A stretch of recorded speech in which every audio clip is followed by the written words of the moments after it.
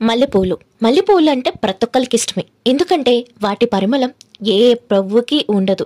అంత గొప్పగా ఉంటుంది దాని నుంచి వచ్చే పరిమళం. మల్లెపూలు పెట్టుకుని ఎవరైనా ఎకరం దూరంలో నుంచున్నా సరే ఆ స్మెల్ మనకి తగలాల్సిందే.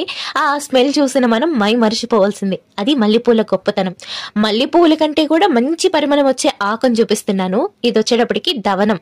ఈ దవనం స్మెల్ ఎంత బాగుంటుందో, మొరం దవనం వేసి కట్టిన మాల ఏదైనా సరే ఎంతో అమోఘమైన స్మెల్ వస్తుంది.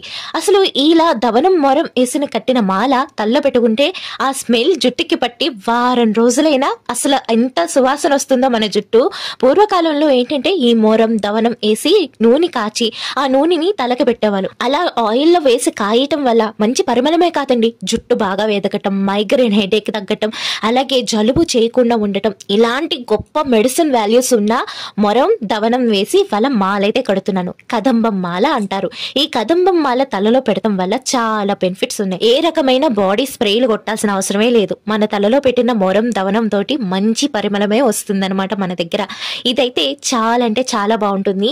అసలు మాల కూడా ఎంత అందంగా కనిపిస్తుందో. మల్లెపూలు దవనం మొరం వేసి కట్టిన మాల వాసన ఉంటుంది చూడండి, ఎంత అమోఘంగా ఉంటుందో.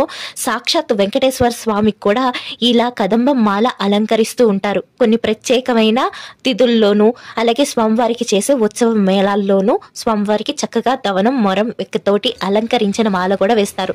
తులసి అంటే ఎంత ప్రీతో ఈ మొరం దవనం వేసిన మాల కూడా వెంకటేశ్వర స్వామికి అంత ప్రీతికరం.